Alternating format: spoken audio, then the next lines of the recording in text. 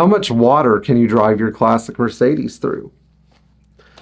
Everything around us lately down here in Florida has been water, water, more water, some wind, some damage to one's garage, but really not much more than, we normally get every year. Every year we get a tropical system. It floods somewhere.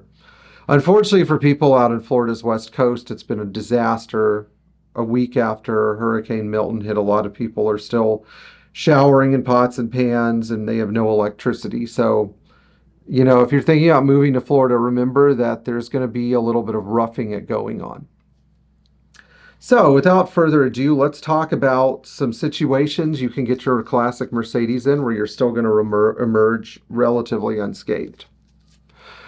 Starting with the diesel. So all of the diesels, you really don't want to get the alternator submerged in salt water. So that limits your height really to about, I would say about a foot of water. After a foot of water, if it's salty, you're going to have some issues.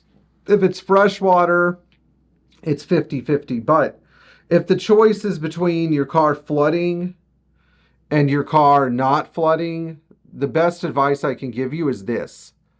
Pull the plug on your alternator if you can. Just pull it to disconnect it from the electrical system.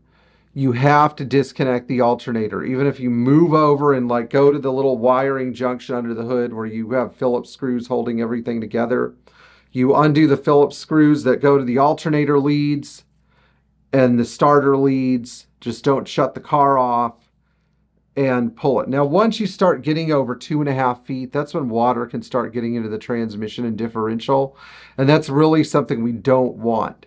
Now, Mercedes are very good about keeping water out of the transmission and out of the differential. But when they're really hot, they can suck water in and they can cavitate and cause, all sorts of damage. So once you get to 2 feet, 2.5 feet, then the exterior water pressure is probably going to overload those systems. You really want to try to avoid it. Now, let's look at some nuances about the gas cars.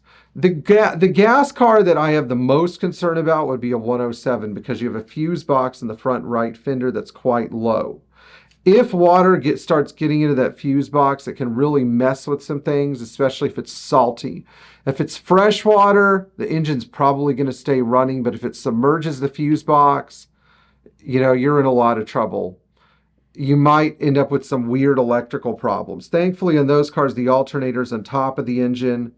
The battery's in the trunk in a sealed compartment, so it's going to be a little bit. And the fuel pumps can run underwater, believe it or not. They do not need to be at the surface to run. They can run underwater. But once things like your fuel pump relays start getting submerged in water, it's going to make things real difficult.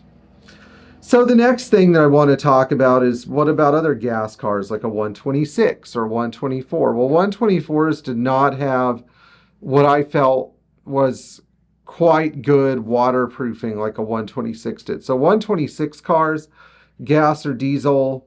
Again, diesel's the alternator's down low, so try to disconnect it if you can. But gas 126 cars, if you have a 6-cylinder car, the alternator's down low. So you've got about a foot of water before things start getting real weird.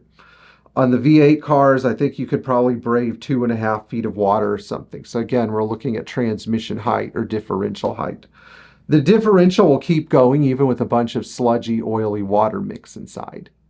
Same thing with rear wheel bearings, front wheel bearings. Don't worry about them. They're not going to stop you dead in your tracks, but you do need to mitigate the problem as soon as you can. The biggest problems from these are when water starts to get over the top of the air cleaner and gets sucked into the engine that way. And because storm surge and other things are not like a straightforward process where water just reaches a height and stays there, it's splashy and sloshing and everything. Once you get to about 2 feet, you really need to start being careful and driving very slowly to get out, head for high ground. You really don't want to do prolonged driving in these cars after 2 feet. So what about some of the other cars like a W115, a 108, some of the more mechanical cars? If your car is Bosch D-Jetronic fuel injection, you have about 1.5 feet. But if you have something like a 280S or SE or a 114 or 115, particularly a diesel, you know, again, I think you have like 2.5 feet pretty clear.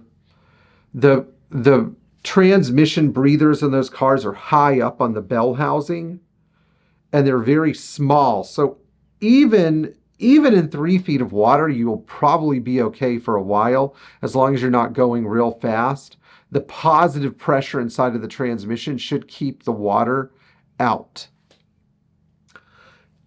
Another thing you can do to sort of vent the transmission is you can pop the dipstick tube a little bit, but the positive pressure inside the transmission may actually be your best friend here. So again, keeping things in motion and keeping things working is not exactly a bad thing. Anyway, I hope you guys found this information insightful. Notice I didn't mention G-Wagons. They're going to be fine.